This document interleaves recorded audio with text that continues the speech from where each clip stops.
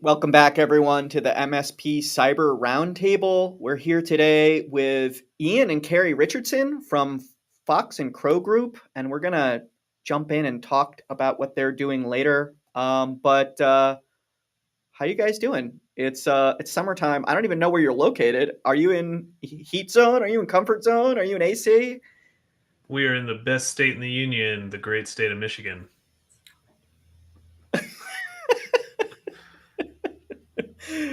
Well, Michigan's awesome. I have what's nothing but love for the mitten. We're right what's we're been right here. what's been going on this week? Do you guys get together for lunch? Do you do lunch together? That'd be so cute. Yeah. Yeah. This I'm week, jealous. my kid is in drama camp, and she had her final performance today, and it's called Triple Oh, Threat. So the kids were all singing and acting and dancing, and there's nothing like a whole bunch of 8 to 12-year-olds not keeping time to the beat and forgetting their words. It was wonderful. that's awesome. That's awesome. I got one kid in theater camp, usually in the summer, but my kids are like all over the place. I can't even possibly keep up. They are, How many do you have? and they so I have five across. They're half the time they're in my house, and half the time they're in two other houses. So it's like half a Brady bunch thing going on, and that's You ever have all five all at once? oh yeah, that's the system. That is That's the system. chaos. Although my oldest doesn't really want to be around right now, but that happens with kids anyway. Ian and Carrie, we like to go through career stories here to really get to know who you are. And you guys have a little bit of a shared career story, so I don't know who to start with. But Carrie, I haven't heard your story before, so I'm going to start with you. Tell me who you are, how you arrived on the scene here, how you arrived at what you're doing right now. All right, how many minutes do I have to do this? That's all. Oh, whatever you want. We got an hour. Let's see. In 2012, I found out that I was expecting, and at the time, I was a kickboxing instructor, and I worked in healthcare, and neither of those roles were safe for somebody who was expecting. And my ex-husband at the time had quit his job to go work for a nonprofit, and he was making about 30 grand a year. We had like a new mortgage, and now we had a baby that we weren't planning on, and I was like, well, what am I going to do? What can I do? What am I good at? And I was like, well, I was pretty good at cold calling when I was in sales. Maybe someone would pay me to do that. So I just started calling people out of the newspaper and asking them if they needed someone to do their cold calling. And then someone said yes. And that someone referred me to a managed service provider. And that managed service provider brought me into his peer group. And that's how Managed Sales Pros was born. We weren't a managed services specific outbound firm until that time. So at the beginning, I was hiring like stay-at-home moms like myself who were making calls part-time, and we scaled really quickly. We were a $1 million business by year 3, and as somebody who was a fitness instructor, it's not like I really understood how to make things go there. So we brought in some additional help. We opened up a US office. We got some attention from vendors who noticed that we had a great big database of managed service providers, and started working with companies like Cisco and Sophos and OpenDNS and Avik and the history. I can't help but think it's such a direct path into our industry segment here. Most of the people watching are some type of IT service provider, but most of them didn't start out there. They stumbled along and doing other things in life and ended up and it sounds like you dropped right in and like. Yeah. What do you need to start an MSP? So resentment and a coffee pot. From the time you started cold calling, looking for people to cold call, to the time you ended up connecting with that first service provider, how long was that? Was that just days? Like 3 months, maybe. Okay. Yeah, I mean that's fast. That's fast, I think. Yeah, I sold my US business during the pandemic. The staffing just was impossible. And then I sold Managed Sales Pros in 2022 to the vendor that we outsourced calling to when we couldn't staff our call center. So it was a long run. It was a good run. I was very grateful to the managed services community. especially the early ones that showed a lot of trust in a business that didn't understand what managed services was. It was good. So we'll get more into your current experience later, but Ian, tell us where you came from here. Oh, dude, I just crawled out from a rock the other day. That's it. Carrie's got a cool story. Oh, I was pregnant. I had to make this go and all that. I was a to put it politely, a screw off of a kid, and ended up in night school, working at a night school, banging computers around because that was kind of the one thing I was good at. And they ended up giving me some credit hours, so I was able to go to school during the day and take some classes at night, and managed to hodgepodge my way through a pretty reasonable education. Turns out those community colleges actually have some folks who know what they're talking about. And while I was doing it, I started doing some night and weekend work. My dad was a medical practitioner. He had a family practice out in a little rural community called Holt with 3 other guys. Helped him install one of the first EMRs in the state. Didn't realize that was kind of a really good teeth cutting exercise, and got introduced to a couple other small practices through him. Was doing some college professors because I was working at the college, and my boss at the time said, "Hey, like, this thing you're doing, go form a business. You can write some stuff off on taxes and probably, talk to a lawyer because businesses get sued." And I was like, "Oh, okay, that's smart. My boss is smart. I'll do that." And then another one, a guy named Mike Johnson, said, keep this thing, no matter what you do, keep your business active, pay the fees, because it only takes one account for you to never have to work for someone else in your life. And I was like, yeah, all right, dude, old guy, but sure, I'll believe you. And fast forward, my ex-wife was pregnant, and I was going to all the OB appointments, and I actually kind of knew what I was doing at this point. And I was like, oh man, like, none of these computers are HIPAA secure. They're all Windows XP. They don't lock. They're all logged in. They're logged right into the system and stuff like that. And so I kept telling her OB, I was like, hey, you guys got to change what you do. Like, I know stuff. I could cause damage here. Like, you got to change what you do. Don't leave patients unsupervised in the room. Kept saying it. And with OB in America, near the end, you start to get whatever doctor's there, because when you go in, it's not going to necessarily be your doctor on call. So they get you used to meeting the other docs when you're kind of getting close to delivery. And so I started saying it to them, and it ignored. And this one gal was like, "We're what?" And I was like, "Yeah, you're not secure." And she's like, "Show me." And so I sat down and I just like enumerated the network for her really quick, and then logged into their EMR as a full admin. I was like, look, I know all this crap. I support medical places. I'm a good guy, but if I wasn't a good guy, I could have taken you down right here. Just start doing this. And I hit Windows key L for her, and I was like, there, just do that when you walk out of the room, or have your IT guys set it up. Like, yeah, you're fine. 3 days later, I get a call from the practice admin who says, hey, so Dr. Fleming says we need to have a conversation.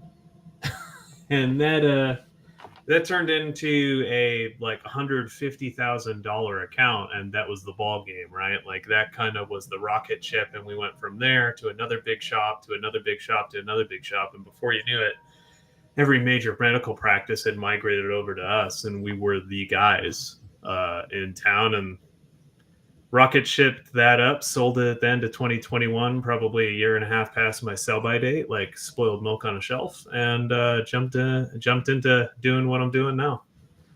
Well, Carrie, it sounds like he knows how to tell a story too, but he doesn't think he knows how to tell a story. Ian, this is like the success story that our listeners need to hear, right? Because a lot of them are early on in that cycle, right? And I'm sure there were moments early on where you're like, what the hell am I doing? Like, why am I doing this? We're not supposed to stop. I didn't get the memo, man. Like, I do that every day. We were just building a training course the other day, and I was like, oh, I don't need this thing, delete. And then like the whole course deleted, and it was a cloud system, so there was no undelete. And I was like, and she's like, what's wrong? And I said, I deleted it. And she's like, can you call? And I'm like, no, look here on the website when it says, hey, dummy, if you do this, it's gone forever. So it's gone I still would have called them. So How Well, to use an angry voice. it's better the second time you create all the content, right? You don't know I yet. don't know. I think I had done it in one day. So like now there's like 4 different shirts and different layers of beard and stuff like that. So you can tell that this happened over multiple days versus me just banging out the videos in one day. So it's like, all right, well, whatever. Live and learn. It made a good newsletter article though. All right. Well, I definitely want to learn. At some point, your stories came together, and also I know a little bit about Fox and Crow, but I want to hear the long version. But before we jump in and we get there, we have a lecture today, so we're going to talk about how to support a government contractor. I know that may not be super exciting for some people, but it's super scary for a service provider when your client says, "Hey, you need to help me comply with these federal requirements." So we just want to cover that for a few minutes, and then we'll get to our topic of the day. Sound good? Here we go.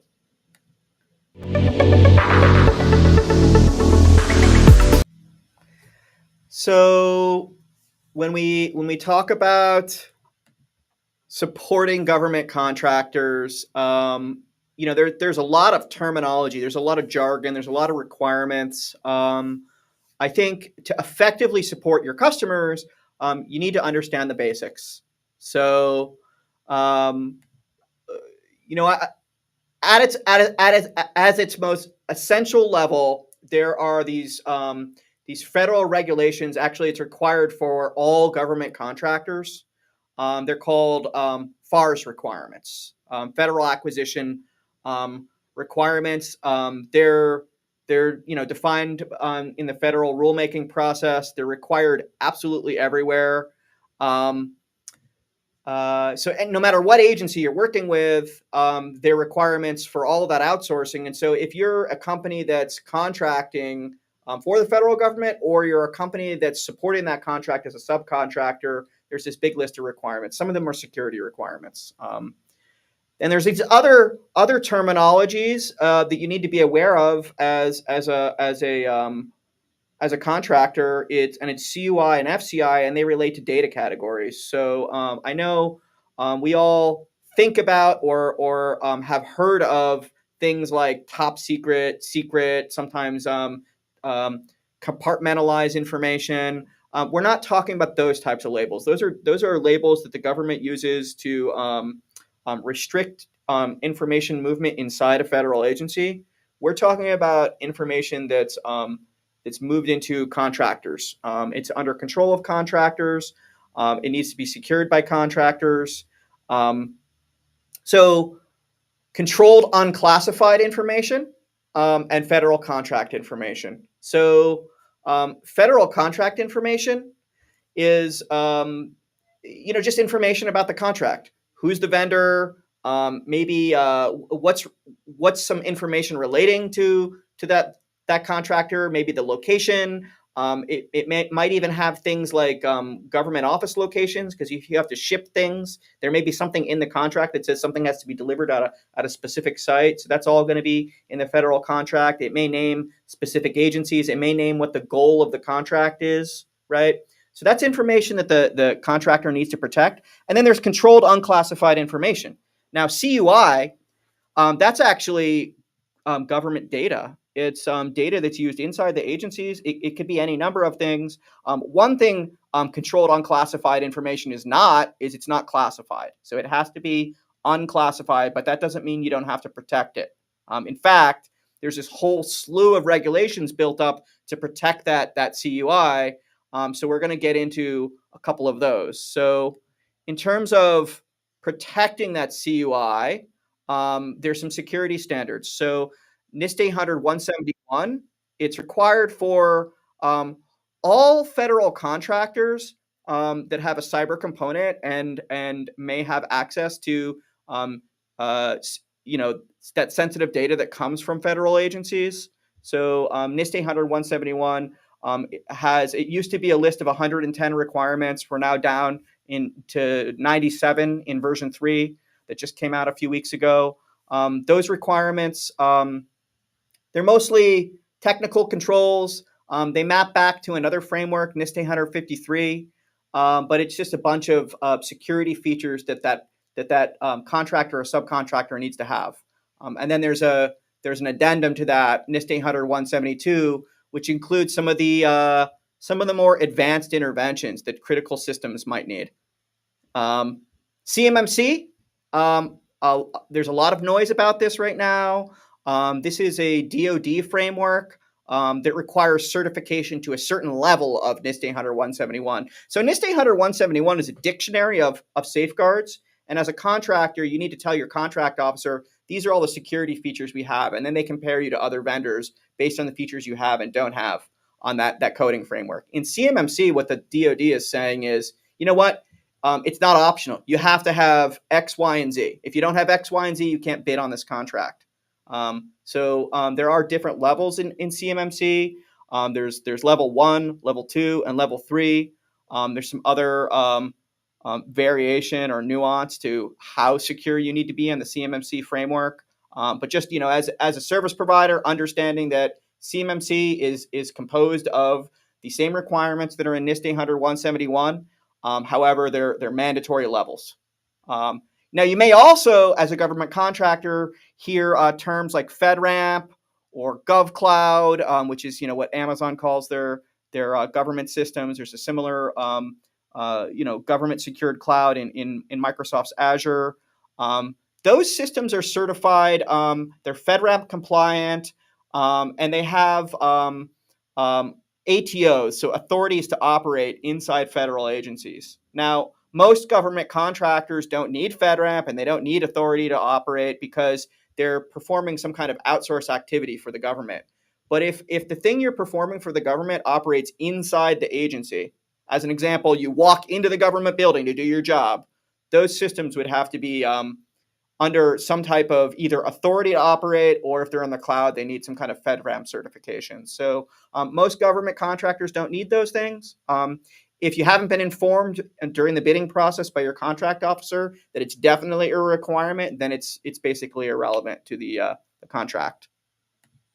So just to sum it up, responsibilities of the service provider: you need to maintain your systems at or above the security level required by the client. So if the client is required to be at a certain security level because of that government contract they have, you also have to be at that security level, or you only use your client systems. So what I mean by that is, if you don't have remote access to your client systems, right, and you're not using remote admin tools, and you're using maybe a client designated computer, you may not have to comply with all those requirements because you're just using your customer systems. But if you're using your multi-tenant platform for any number of other clients, you need to make sure that you've got all the security features that your client also has on that government contract. So that's like the basic overview of government contracting. Of course, we support providers that need to meet these requirements in a more nuanced way, but that's the high level they need to know. So guys, I know that was not the most applicable topic to today's subject, but did you learn anything new? I don't know. You guys have... Yeah, now I have questions. Now I want to know, like, which information, when I get my pile of information in a shady briefcase, do I get to leak? And which information is going to get me arrested? Like, I need to know. Do we have a glossary that I can be like, no, give this one back. No, this one's going on the internet. Yeah, I mean, you're joking, but this is like a real process that, as an MSP, like, you actually have to have that conversation with your client, right? You need to talk about what the levels of sensitivity are of the data. You need to inform them that, like, actually, this could be a major deal if this stuff leaks out. You in some cases you could go to jail. Isn't there a big stamp or something? It didn't say classified. Top secret, extra top secret, extra top secret. Carrie, don't labeled. Look at this. Yeah. They're all labeled by the government, but then when they get handed over to contractors, some contractors lose track of like what things are supposed to be what, and that's where they get in trouble. So as the provider, you really just need to make sure that you're able to follow that along. Just treat everything that the government gives you as crazy confidential. I don't know what you're talking about. So we got You got Zach showing up here in our chat window, although it looks like you guys, We you're know responding to Zach. him in the private chat. We know I Zach. didn't know How there you was a doing, difference. buddy? Yeah, you got to go out on LinkedIn if you want to talk to Zach, or you could just talk to him here. So Zach is a partner of ours. One of the things that we've been hard at work at is building a sales enablement product. And one of our partners is Zach Bauer, who is our resource at Membrane. So we appreciate him showing his support on a live stream today. So we're talking about nucleating sales teams, and I'm excited about this because I'm actually nucleating a sales team right now. We've been operating at a sales workforce of 1 to 2 with a marketing workforce of 1 to 2 for a couple of years, but it's time in our shop to like go upstream a little bit and scale out, and that's hard. It's hard, and I'm tearing my hair out every day because I have no idea what I'm doing, right? So I'm excited about today's topic, and so thanks for coming to teach me. But before we get into that, you guys told some backstories, but we didn't really lead up to Fox and Crow Group. So how did you guys decide to work together? We could leave the personal story aside if it's not relevant, but like, when did you decide, oh, we're going to do this thing together, and we're going to somehow, join forces? And what is the thing that you're actually joined up doing right now? I'm going to let Ian take that one. Yeah, so Carrie and I met out on the road, and we were introduced by a reporter, Jay-Z over at Channel Pro, who I got nothing but love for. I love you, Jay-Z. Hope to see you soon. Anyways, he grabbed me at a show in Philly and said, "Hey, why don't you come out to lunch? We're gonna do this. That we're gonna like get a group of us all together and go out to lunch." And I met Carrie there. We immediately went to a cigar bar and spent like 4 hours burning cigars. And flash forward a couple of years, we had wait. So wait, I haven't been to. I've been to old smoky bars. Okay, I remember that. I'm old enough to remember that, which doesn't exist in most of this country anymore. But I don't actually know what a cigar bar is. So how does that work? It's a bar that sells cigars that you smoke at. It's quite like the name is very descriptive. But you can order drinks too. There's like music going in the background, and you can order a cigar, and it just comes. In Atlanta, they have like a restaurant where you can eat a steak and smoke a cigar at the same time. It is heaven. Oh yeah, over in Buckhead. And I think that one closed actually. But like, how many options for cigars were there on this menu? We brought our own. Reasonable humidor. You brought your own? I always have a travel humidor with me. It's my whole marketing thing. I just sit on the patio at events with a humidor and then wait for people to come by and ask for one. Nobody ever takes a cigar and walks away from you. They sit down and they smoke it with you, which gives you like 90 minutes with them. I've tried to enjoy cigars. I've had a hard time figuring out how to do it. I've got family that goes back. Yeah, definitely. You get sick. I've got family that goes back and forth to Cuba. So I've always got they're pretty cheap cigars, but there's like a stream of, the Cuban cigars are coming, and I just give them away. But sitting down for an hour and a half, that's a lot of cigar. So that's it's a deep talk business. So it's a deep conversation, right? Yeah. You make sure you have a client or two who's smoking one with you already. And then a few people wander by and you invite them to join you. And then the clients are complimentary. And I've made more money off a $20 cigar than any other marketing initiative I've ever tried. All right. Sorry for derailing. You were at the cigar bar and I went off on a... So I had my MSP still. She had her call center still. I was asking a bunch of questions about cold calling. We kind of hit it off, and we stayed in touch. And if you flash forward a year, at that point, this is 2019 out in Vegas. Both of our previous marriages had kind of hit on the rocks, and we had bonded over that. And things led to another, and throughout that time frame, I hired her over at my MSP to do cold calling. She hired my MSP to manage her call center's IT support. And so we got used to working with each other as each other's clients, and saw how each other ran businesses. And when pandemic hit, Carrie was about to pop out for a year's worth of travel around some all-inclusive resorts and stuff like that. She was going to go on a year-long sabbatical, essentially. So you had just exited, Carrie, is that right?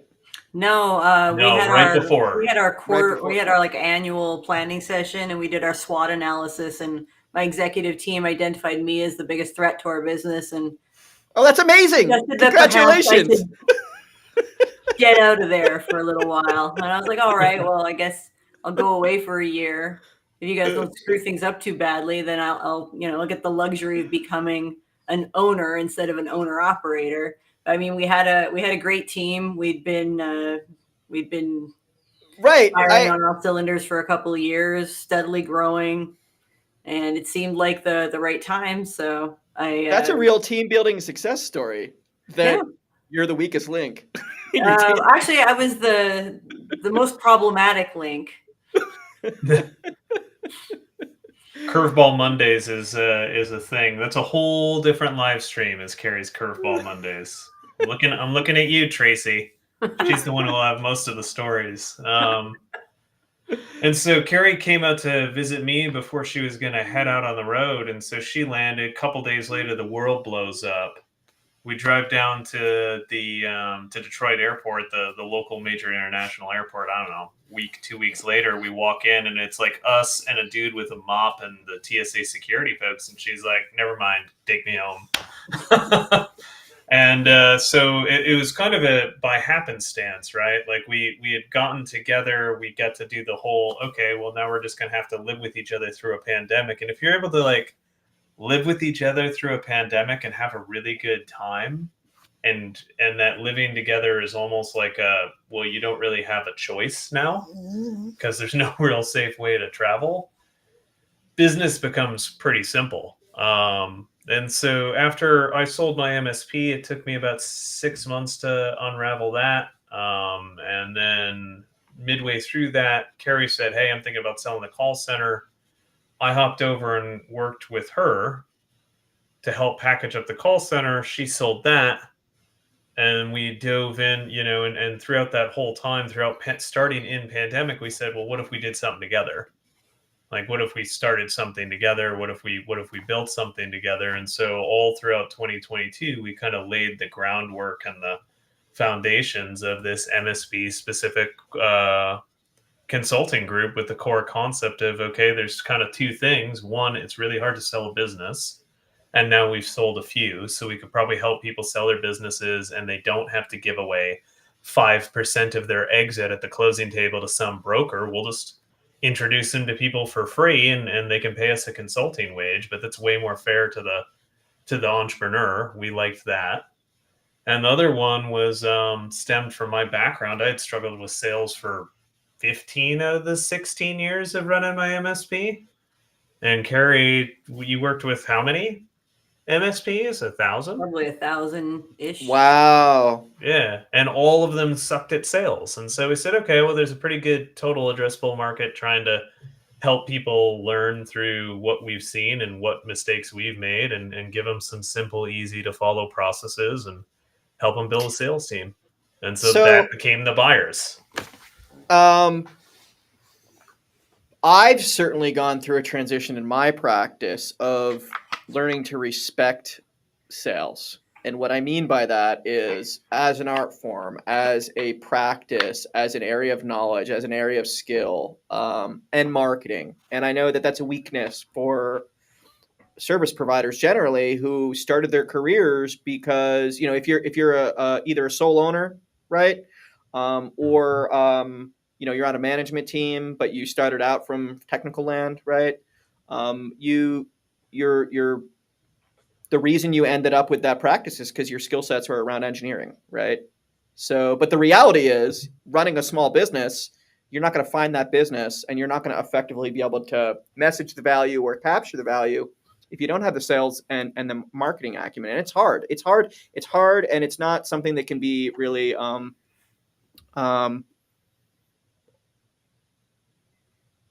you can't simplify it and expect that you're going to be able to operate at a high level, right? So you have to build a team, you have to build repeatable processes, you have to have a strategy, you need to resource it effectively. I think at Fort Mesa, we're in the middle of a journey. And as I said, we've been nucleating for a couple of years, but now it's time to figure out how to scale. I'm very curious. Where do you see that people? Where do they need support? Where are they falling down? And where do you need to sort of jump in and start delivering strategy? Because I know you're saying, well, that 1,000 MSPs, they're all bad at sales, but they're bad at different parts of the sale because they don't focus on it because they're technologists, right? But they're not universally bad at everything in sales, right? I don't think that's the case. I think that if you look at the most successful managed service providers in our space, they cracked the code on owner-led sales. They documented and they were able to transfer that institutional knowledge to another person. But the biggest challenges I saw were consistency and accountability. You can't sell for an hour a day and expect that you're going to have the same results as somebody who has a team of 3 sales reps who are selling 8 hours a day. And you can't bring on 3 sales reps, put them in the corner and hope that they perform. And if you've never controlled the sales activities yourself, you will be unable to manage a team of salespeople. You can manage a help desk technician just fine. You understand the job. You've hired lots of them. It's a process. The process is documented and they perform consistently. Sales is exactly the same. And entry-level sales especially. And if you're going to hire entry-level sales reps, you just need to be consistent and you have to hold them accountable. And if you're not prepared to wheel tap constantly, and at the beginning, accountability conversations feel like micromanagement, especially like everybody starts their business and they're going to be different, right? I want to be the friendly boss and we're going to have, these great parties. We're going to be this wonderful company. And everybody goes through that, right? I'm not going to be like my last boss. And then 3 years in, you're like, oh shit, now I understand why my boss was such an asshole, right? Like you can't have people running around doing whatever they want, not documenting things. You have to be able to measure things. If you can't measure them, you can't improve them. And that's the biggest challenge, I think, at the top of the funnel sales activities. I never really closed deals for managed service providers, so I'll let Ian address the challenges, post first sales appointment. Yeah. Well, I'll start off with a story. So I hired 3 different sales reps in my MSP, and all of them were different stratagems. But one of the key things that I said was, okay, I know what I don't know. I'm not an expert on sales. I'm going to hire some people with some solid resumes, some solid experience. I'll pay them solid wage, right? Like I don't want them struggling to eat. Like I don't think that you pay a sales professional $40,000 or whatever. Like I said, hey, what do you need to make sure your bills are covered? Like that you're not stressed out. What do you need? I need this. All right, cool. That's your base salary. Like you're not stressed out. Because if you're not stressed out, you'll be able to sell. And then everything else, like let's come up with a commission structure to make you some money, right? Like, because if you're hitting your commission, you're making money, I'm making money, everything's fair. But let's take the Simon Sinek, like make them safe thing. I said, well, that makes a lot of sense. I wouldn't be able to sell if I was worried about paying my phone bill or my heat bill or whatever. And so I think I did that one thing right. And the best story on my sales rep success at my MSP was in 2017. I did an acquisition in 2017, and I leaned into net new sales in 2017.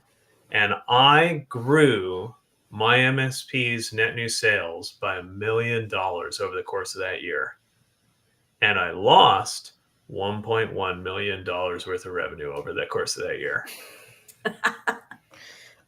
So wait. So money came in from the top. Yeah. And this person who I had hired was an account manager.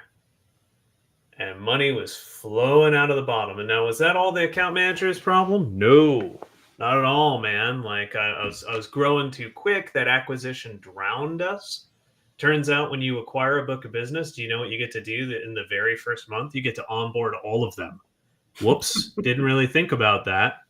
So those of you who are in the MSP space who are $2, $3, $5 million and you've never onboarded 10, 15, 25 accounts all at once, you might want to think about that before you do that.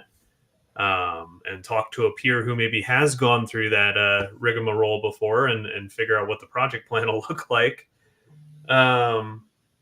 So, we did this little acquisition. It was this distressed asset, maybe an hour and a half away. My eyes over there. And meanwhile, my account manager is just kind of like banging his own drum. And sometimes he's beating fast, sometimes he's beating slow. And I had never really invested the time in training and coaching and mentoring. And I certainly didn't document, hey, here's the way we do things, and here's the process, and here's the error flows. I didn't have a flow chart or a simple little picture on like, hey, here's what you do every day, right? I just said, yeah, no, like here, I'll introduce you all the accounts. We'll go to a couple of meetings with the major ones, and then you got it. You've been doing this for 16 years. You'll be fine.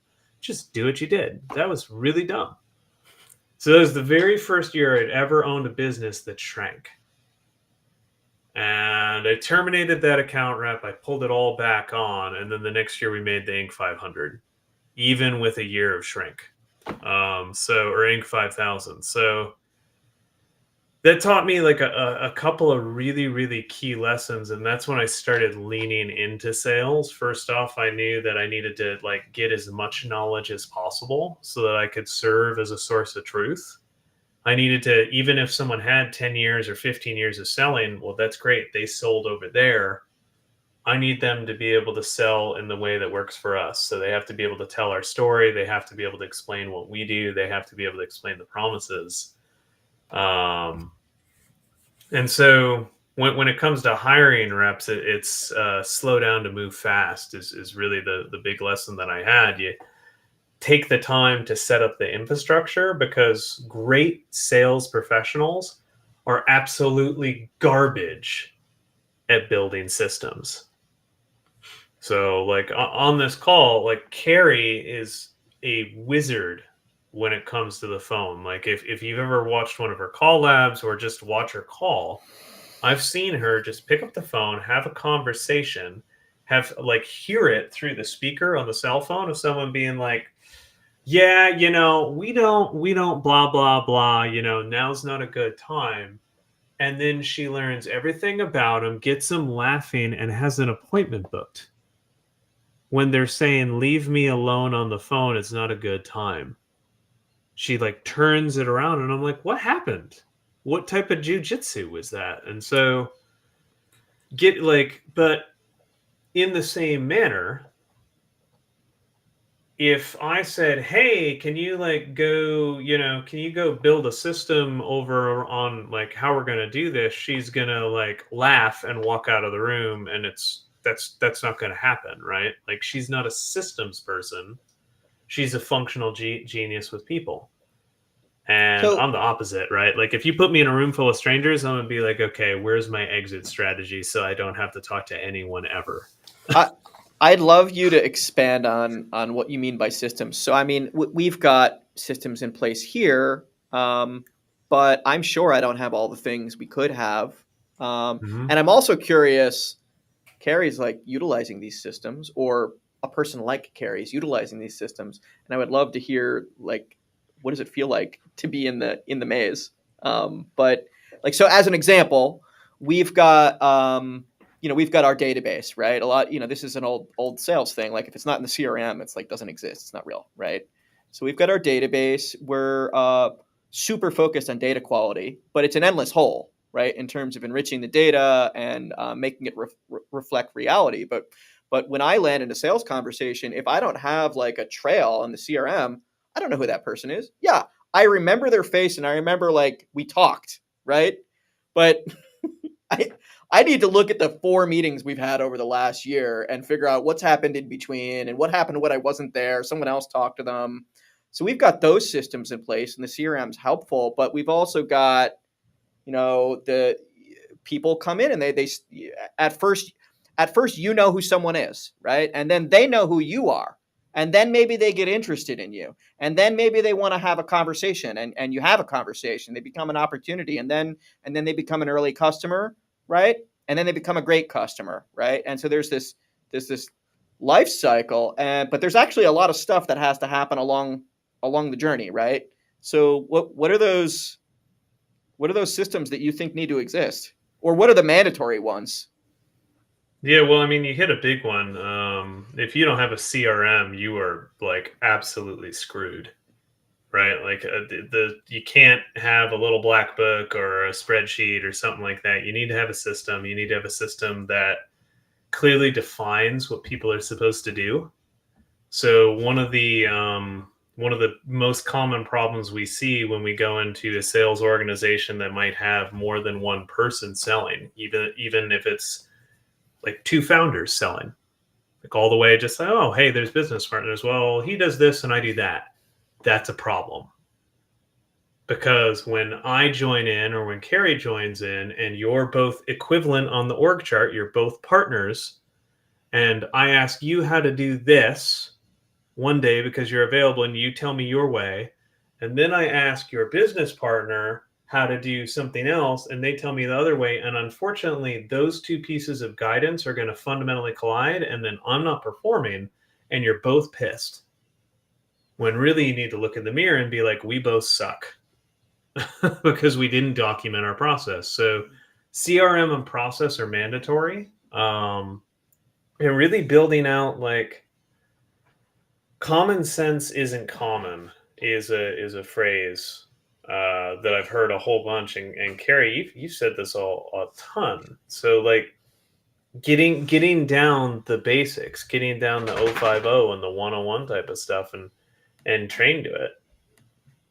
Or like those would be my three big ones, is like get your training down, have it documented, have it like cover everything from like what's a stakeholder all the way through every single piece, have processes that everyone's going to follow, including yourself, and make sure that CRM is at the heart of the process. If you can, put the processes in the CRM, then like you've got a little level up. Looking at you, Bauer. So a lot of MSPs don't have CRMs, but they have this thing called a PSA, and the PSAs have like little miniature CRMs, and some of them are better and some of them are worse. Switch to a CRM. Yeah, you just tell people like you need something real. Like this is not necessarily. So look at volume. If you're a owner-led sales, and if you're not calling more, let's say you contact 20 new people a week, you don't need a CRM at that point.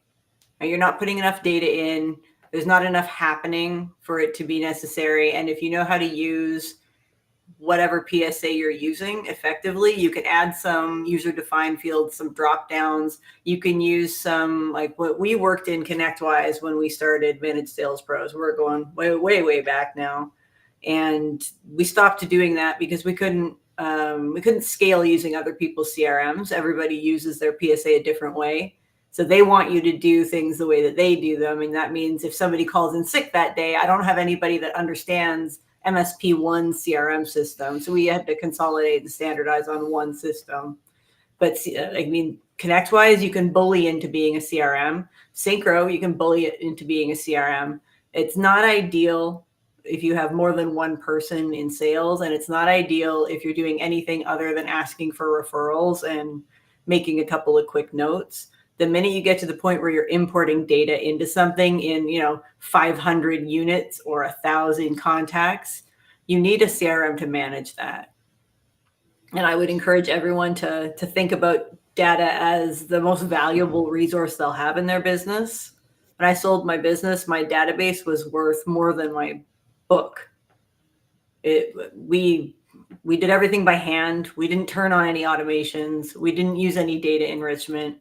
We just asked MSPs questions every time we called them. So much so that I have a friend who owns an MSP in Nashville who always knew when it was one of our callers, because we always asked the same questions. What PSA are you using? What RMM are you using? What BDR do you use? What cybersecurity products do you use? Whether we needed to know or not. Like, we absolutely didn't need to know those things for half of the things that we were setting appointments for. But the smarter we got with our data, the more effective we were for vendors, and we could eliminate easily, like if they only want MSPs with more than 1,000 seats under management, our system was smart enough to populate every campaign we had with more than 1,000 seats as a qualifier and drop things out of their views. So it turned into a shit show, honestly. Like our database was a shit show by the end of our tenure. We probably should have adopted a more mature CRM much earlier than we did, but change management is extraordinarily difficult. So I would encourage anybody who's thinking about making an investment into a CRM to not buy the it'll do for now CRM. Because if you think about any time you've had to change software for a client or changing your PSA, changing a CRM once it's filled with data and you've got multiple people working in it is going to be as much or more work as those projects. Well, and our CRM, chances are, if that CRM costs you $35 a month, how much value are you really going to get out of that? So I'm not saying that you need to be spending $1,000 or whatever, but like a $30 or a $20 thing a month, right? Like you got to start to think a little bit bigger on like, what's a managed service deal worth for you? $5,000 a month, and you're worried about $1,000 a year spend for a CRM? Just shut up and buy the thing. And stop talking about it. Land one deal over 12 months. You're fine. So when I was an MSP, I was a solopreneur. I've now got a big team, but I'm in vendor space. It's a little bit different than at MSP land. It's so much easier, Matthew. So much easier. On which side? On which side? The vendor space, like selling to MSPs is a whole lot easier than selling for MSPs.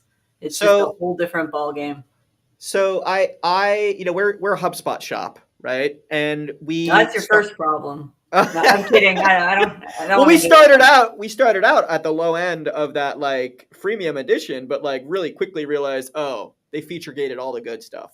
Right. Mm-hmm. So, we're halfway up the feature tree. Really it's where we need to be. And it gives us most of what we need, but like it's tied at the center of our business. We got like a million things plugged into it, from payment processors to accounting systems to like our provisioning system, our ticketing system, our knowledge base. It's like when we actually provision a customer in our software, that's tied into our CRM. So, these things, like this point of, it's not just a matter of like, I'm swapping out of CRMs. It's annoying to port the data, right? It's like you have to rebuild the whole castle. And I don't know if this is common for MSPs, but I think that they like to plug stuff together too, right? Like that's the reality. Yeah, shiny toy syndrome. People, though. It's not about tools. Like there isn't a tool in the world, no offense, Zach, that is going to make up for having bad sales reps. You're going to have to get involved like on a very human to human level. There are a lot of things that should not be automated in the sales process, especially in like if you look at managed services sales, it is all displacement. Everybody has IT support, which means they've got a provider or the guy next door helps them out or their kid helps them out. But in their mind, they got it covered, and you have to displace whoever they're working with now. Right. So you're always competing with someone for the business, and you've got to track when they're going to be ready to change as effectively as possible. You've got a critical 6-month period where you've got the opportunity to bump your incumbent provider. And if you're automating things and your automation misfires in that 6-month period, that's where you lose deals, right? You've just developed a relationship with this person over 2.5 years, waiting for that 3-year contract to end. And now you're sending out junky, hey, first name, last name emails that your system's firing off. And you're approaching you've got people approaching them. Maybe you've developed this relationship and your new sales rep ignores everything and starts calling them as if they've never heard of them before. And now they don't feel important. They don't feel special. They don't feel like you're going to value their business. And all the work you did over the last 2.5 years just evaporates because you sent one shitty first name, last name email. Like you've really got to think about, when do we stop automating and when do we start personalizing?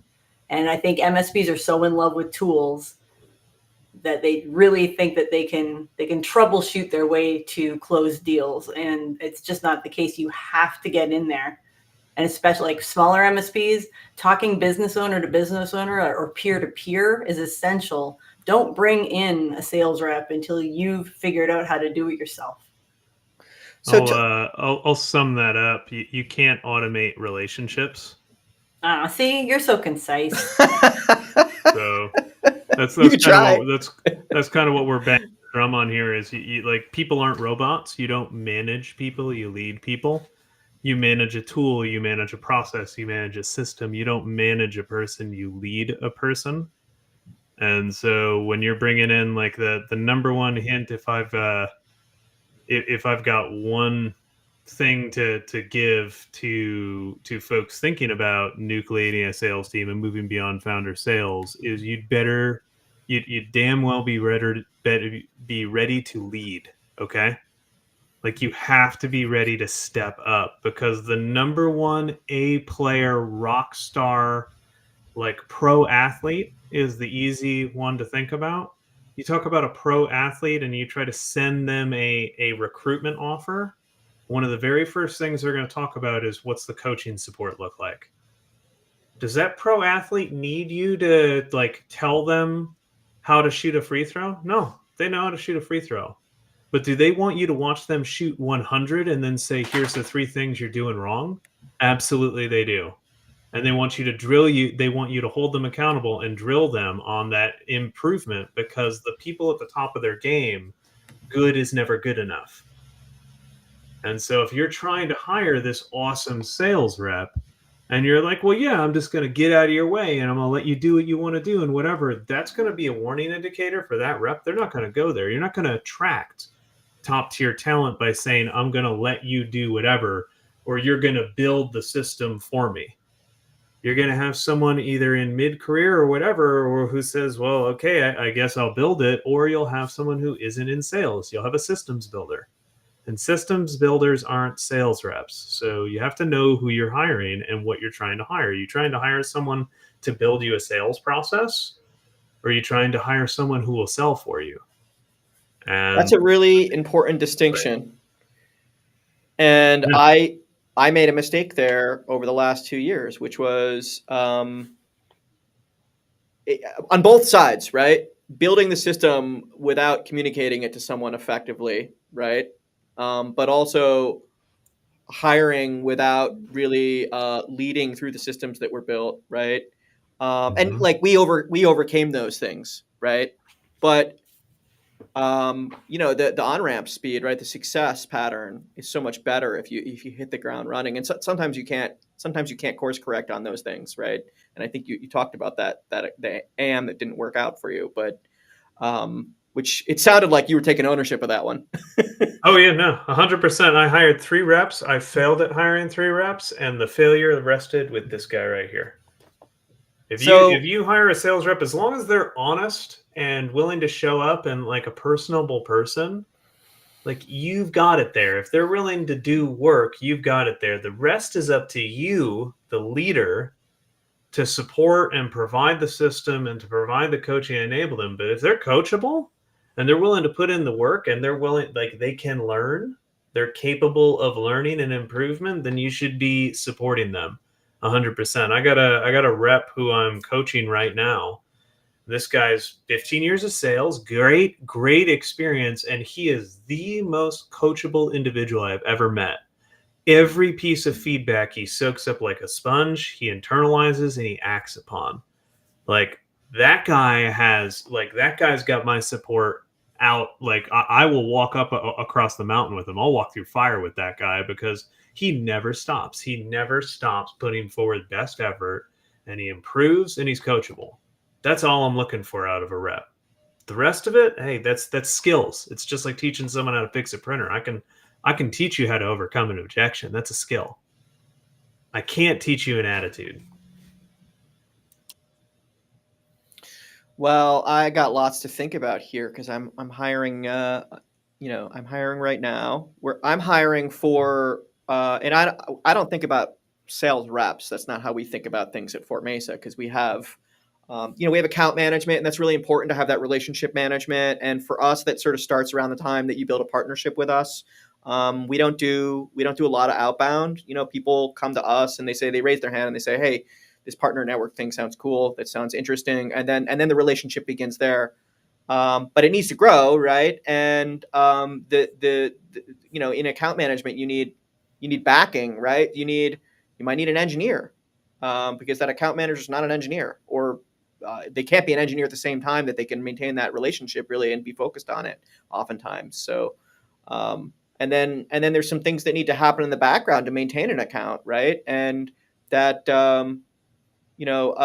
relationship management might be separate from what needs to happen in the product offering to make the product work effectively. So I know for service providers, oftentimes there's someone that works in the front office and receives phone calls, right, and does triaging and has that they're the person that picks up the phone when the customer has a problem, and that person is not a salesperson, but they are super important. What they're doing is super important, and it's part of that relationship as well. And I'm curious, as people start nucleating their sales team, right? What things in what order should things be happening? Well, what part do you like the most as the business owner? What part are you the best at?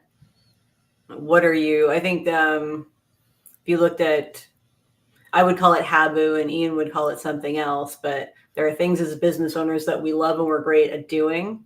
So if you're great at one-on-one relationships, you probably don't want to give up sales meetings first, but you might want to give up lead generation. And if you're lucky, you'll find an ethical and productive third-party agency that can help you do that. Or just hire it in-house. I know. If you can manage it effectively, right? Like, you don't want to hire it in-house if you can't do that. But if you can't manage a tech effectively, you can manage a sales rep effectively. There's no difference. And right there's the key. So before you do anything, what do you got to do? Craft a strategy, build that out. And like the piece right there is if you can manage it effectively. Here's the dirty little secret.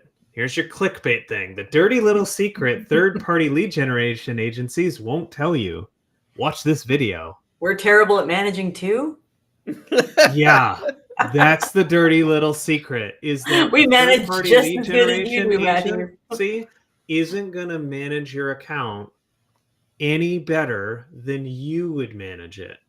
And guess what? Hiring a third party does not absolve you of the need to manage them. Delegation versus abdication. If you hire a third party marketer, all you have is less visibility for less HR headaches. At a higher expense.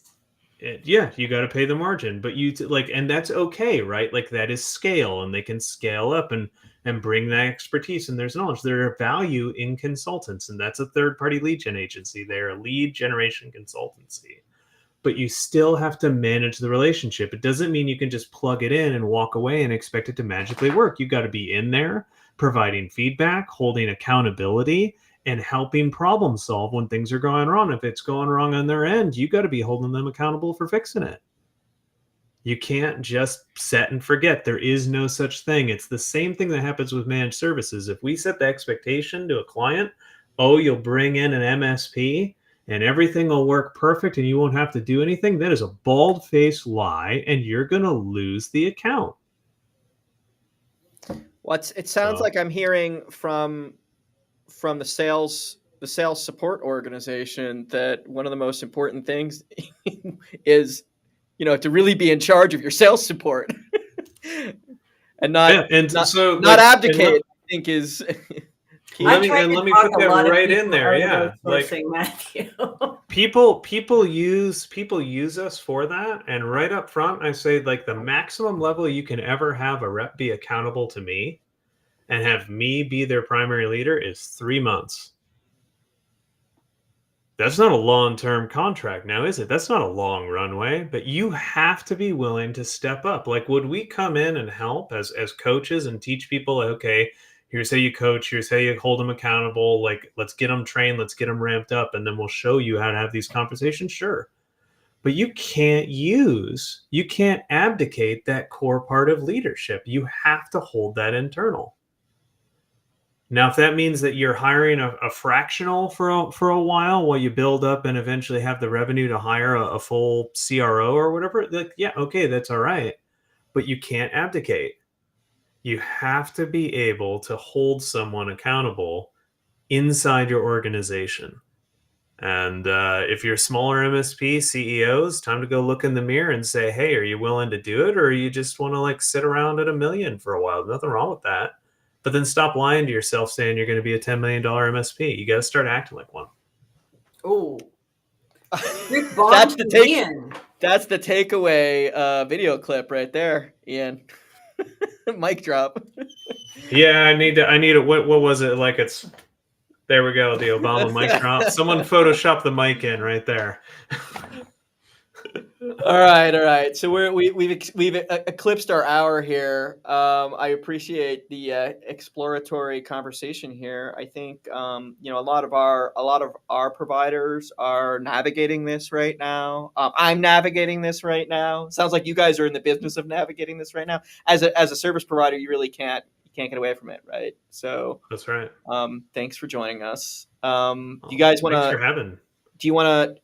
I know we're 2 minutes over, but do you care to do like a quick 30-second elevator? Yeah, we help MSP owners scale and exit their business. It's perfect. So if you're looking to scale, MSPsalesprocess.com. You're looking to exit, MSPexit.com. We made it easy. All right. Well, thanks, guys. Thanks thanks everyone for listening. Next week, we are going to have Don and Henry, Don Sizer and Henry Trim from the Tech Degenerates. They're going to be talking to us about how they are supporting CompTIA's cybersecurity trustmark program in their peer group. I'm super excited to hear about this because I'm supporting the trustmark, and it seems like it's catching fire a little bit. So I can't wait to hear about this. What's happening. Really. Out of reach of the core of the trustmark program. Service providers helping service providers helping service providers is what it seems like. So thanks everyone. Like, share, subscribe. See you next time.